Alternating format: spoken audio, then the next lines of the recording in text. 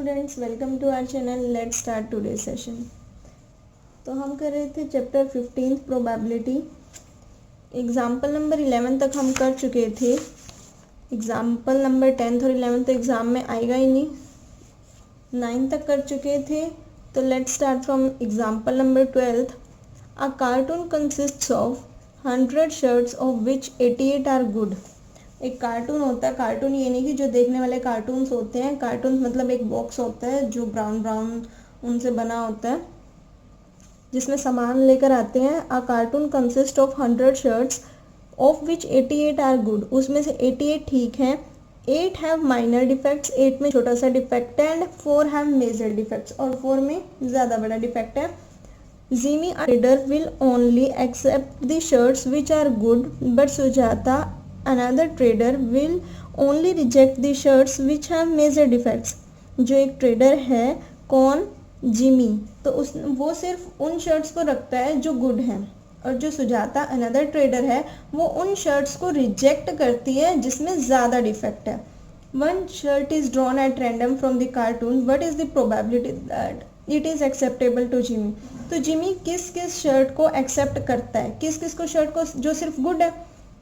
Good shirts कितनी है? 88। Total कितनी थी? 100। तो कितनी आ जाएगी प्रोबेबिलिटी? 88/100। लेकिन सुजाता किस किस को एक्सेप्ट करती है? सुजाता सिर्फ उनको रिजेक्ट करती है जिसमें मेजर डिफेक्ट है। तो मेजर डिफेक्ट्स कितनी शर्ट्स में था? 4 शर्ट्स में। 4 शर्ट्स में मेजर डिफेक्ट था, तो 4 शर्ट्स छोड़ के बाकी जिसे माइनर सा डिफेक्ट है 8 शर्ट्स में, और 88 जो गुड है उन सबको एक्सेप्ट करती है। तो इट मीन्स कितना हो गया? 88 + 8 96। तो सुजाता किस किस शर्ट को एक्सेप्ट करती है? 96/100। 88 + 8 is 96। 96/100 is the probability. Example number 13 important है। 2 डाइस, 2 डाई थ्रो की गई, 1 ब्लू एंड 1 ग्रे, एक ब्लू कलर की और एक ग्रे कलर की, are thrown at the same time. Write down all possible outcomes. सारे के सारे पॉसिबल आउटकम्स लिखने हैं। What is the probability that the sum of the 2 numbers appearing on the top of the die is 8। तो question समझते हैं। 2 die throw की गई। अब 2 डाई थ्रो की, अगर एक डाई थ्रो करते हैं तो हमारे पास इवेंट क्या क्या बनते हैं? 1 2 3 4 5 6। बट अगर 2 डाई थ्रो की जाती हैं तो इवेंट कैसे बनेंगे? 1 2 3 4 5 6, 1 2 3 4 5 6। या तो फर्स्ट डाई पर भी 1 आ रहा है, सेकेंड पर भी 1 आ रहा है, या फर्स्ट पर 1 आ रहा है, सेकेंड पर 2, फर्स्ट पर 1, सेकेंड पर 3, फर्स्ट पर 1, सेकेंड पर 4। तो ऐसे हमारे पास कितनी पॉसिबिलिटीज़ बनेंगी? 36 पॉसिबिलिटीज़ बनती हैं कि ऐसा हो सकता है फर्स्ट पर 6 आ रहा है, फिर सेकेंड पर 1, फर्स्ट पर 6 आ रहा है, सेकेंड पर 2। तो एक बार तो फर्स्ट पर 1 रखना है, सेकेंड को चेंज करना है, फिर सेकेंड जो फर्स्ट वाले है उस पर 2 आ सकता है, सेकेंड को चेंज करना है। तो ऐसे करते करते हमारे पास टोटल 36 प्रोबेबिलिटीज़ बनती हैं। तो क्वेश्चन क्या पूछता है, इससे इम्पोर्टेंट है और अच्छा क्वेश्चन आ जाता है अगर 4 मार्क्स का क्वेश्चन बनाना हो इस चैप्टर में से। तो what is the probability that the sum of the 2 numbers appearing on the top of the die is 8। तो टोटल आउटकम्स कितने हैं? 36। 8 कौन कौन सी प्रोबेबिलिटीज, ऐसी कितनी प्रोबेबिलिटीज हैं, कितनी 2 नंबर का सम क्या आना चाहिए? 8। अब 8 कैसे आ सकता है?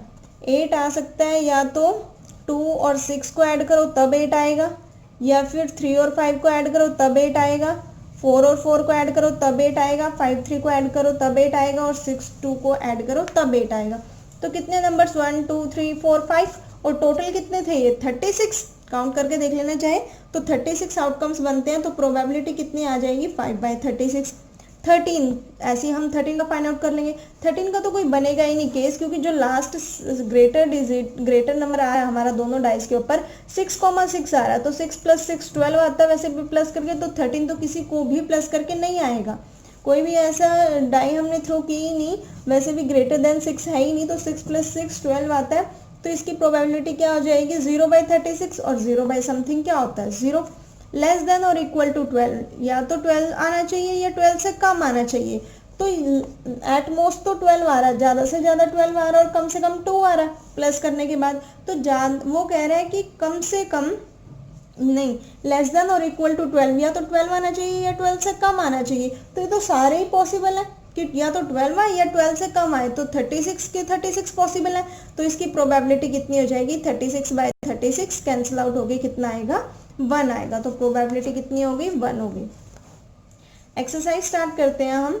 एक्सरसाइज 15.1 देखो, first question is complete the following statement. In statements को कंप्लीट करना है, फिल इन द ब्लैंक्स वाला क्वेश्चन है। प्रोबेबिलिटी ऑफ एन इवेंट, यहाँ से 1 मार्क्स का क्वेश्चन आ सकता है आपके पास। Probability of an event E, कोई भी इवेंट ई है उसकी probability plus probability of the event not E, आने की प्रोबेबिलिटी और ना आने की प्रोबेबिलिटी किसके इक्वल होती है, हमेशा 1 के। टोटल प्रोबेबिलिटी वैसे भी 1 के इक्वल होती है। और नहीं भी याद तो मैंने आपको ये करवाया हुआ है, अगर हमें आने की प्रोबेबिलिटी दी हुई है और हमें ना आने की फाइंड आउट करनी है तो 1 में से माइनस करते हैं। तो देखो, आने की probability of an event E is equal to 1, जो ये अगर उस साइड जाएगा तो माइनस नहीं हो जाएगा, 1 minus probability of an event not E, है ना, तो माइनस होकर चले गया। तो इट मीन्स आने की प्रोबेबिलिटी और प्लस ना आने की प्रोबेबिलिटी, इन दोनों का सम किसके इक्वल होता है, 1 की।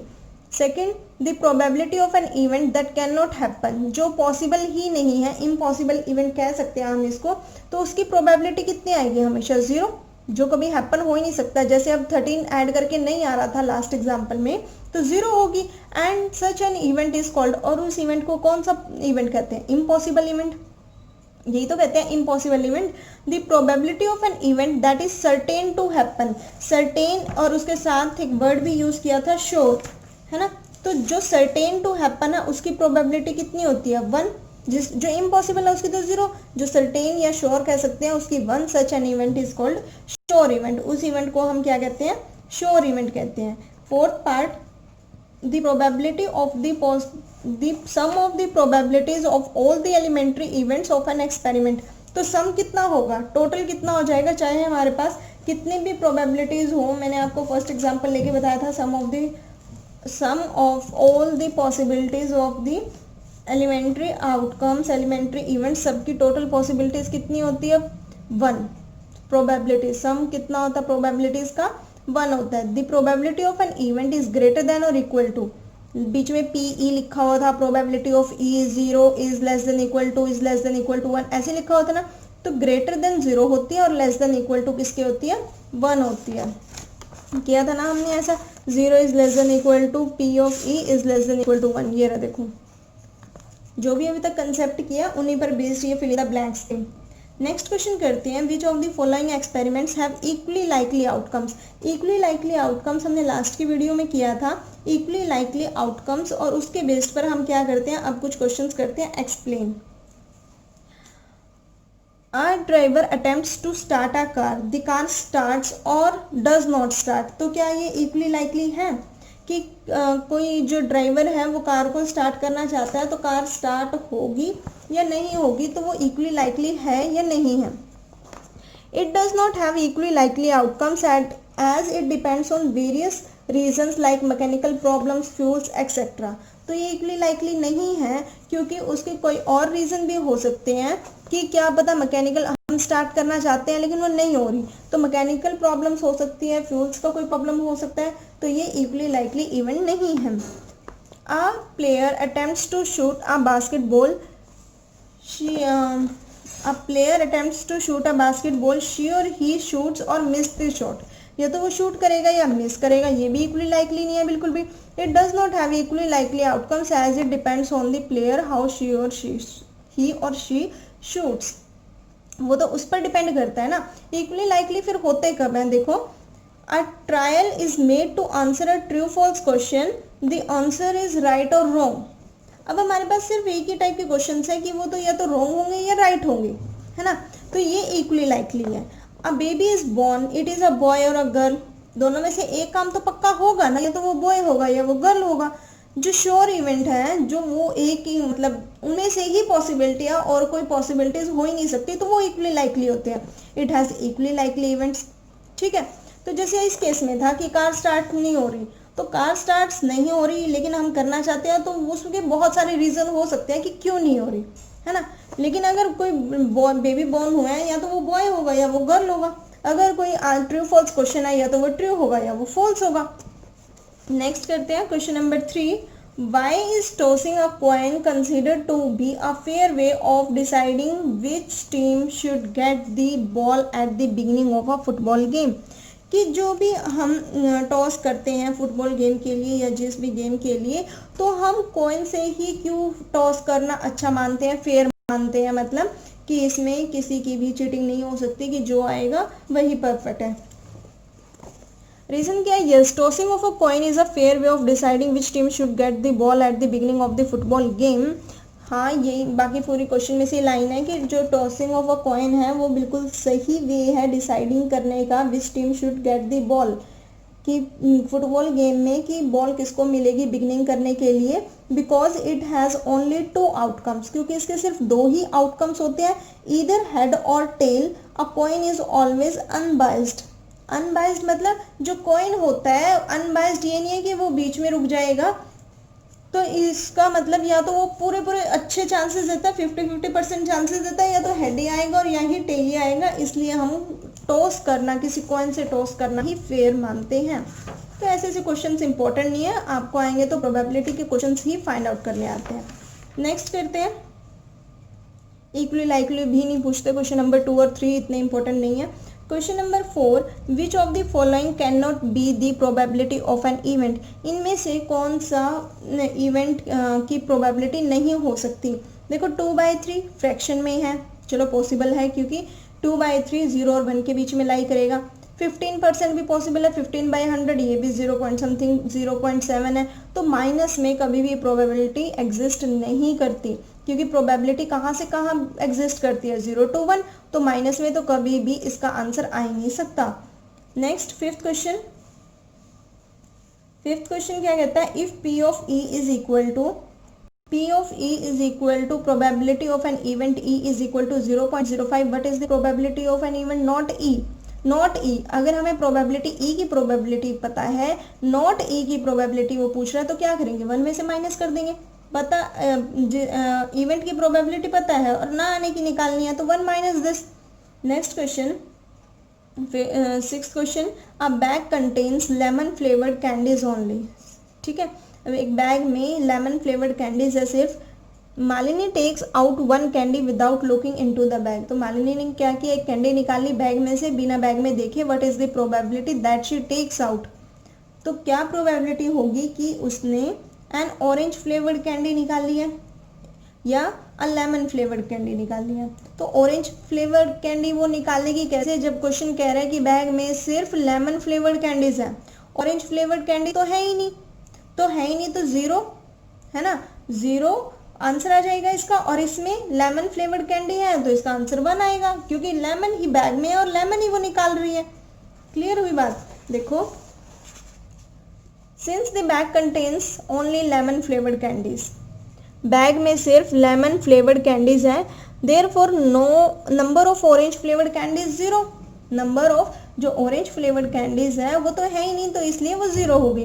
Probability of taking out orange flavoured candy, तो जब बैग में सिर्फ लेमन फ्लेवर्ड कैंडीज हैं, ऑरेंज फ्लेवर्ड है ही नहीं, तो 0/1। 1 क्यों? क्योंकि ये नहीं कि सिर्फ एक ही कैंडी है, क्योंकि सिर्फ एक टाइप की कैंडी है इसलिए 1 लिखा हुआ है। लेमन फ्लेवर्ड कैंडी है तो 0/1, 0/समथिंग वैसे भी 0 होता है। The bag contains only lemon flavored candies, probability of taking out lemon flavored candies is equal to 1/1 is equal to 1। Lemon flavoured की ही निकालनी है, लेमन फ्लेवर्ड की ही बैग में कैंडीज थी, तो कितनी प्रोबेबिलिटी आ गई इसकी? 1 आ गई। नेक्स्ट क्वेश्चन देखते हैं, question number 7th, it is given that in a group of 3 students, 3 students, group of 3 students, एक ग्रुप है 3 स्टूडेंट्स का, the probability of 2 students not having the same birthday is 0.992। जो probability है कि 2 बच्चों का सेम डे बर्थडे नहीं आ रहा, वो प्रोबेबिलिटी कितनी है? 0.992। What is the probability that the 2 students have the same birthday?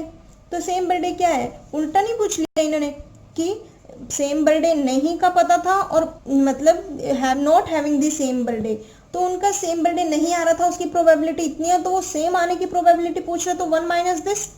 उल्टा पूछ लिया ना, अगर एक पता है, आने की पता हो या ना आने की पता हो, दूसरी निकालनी है तो 1 minus this. Let E be the event of having the same birthday. Same birthday है तो probability of E is equal to 0.992। P E plus P not E दोनों की प्रोबेबिलिटी इज इक्वल टू 1 के इक्वल। फर्स्ट वाला ये भी किया था हमने, फर्स्ट फिलअप्स किया था, फर्स्ट क्वेश्चन का फर्स्ट पार्ट। तो ना आने की प्रोबेबिलिटी क्या हो जाएगी, 1 minus P of E, 1 minus 0.992 कितना आ जाएगा, 0.008 is the answer. Therefore the probability that two students have the same birthday is 0.008. Next question करते हैं, question number 8। A bag contains 3 red balls and 5 black balls. कितनी red balls हैं, 3। कितनी black balls हैं, 5। A ball is drawn at random from the bag. What is the probability that the ball drawn is red? Ball red colour की होनी चाहिए, तो red colour की कितनी है, 3। ऊपर तो आ जाएगा 3।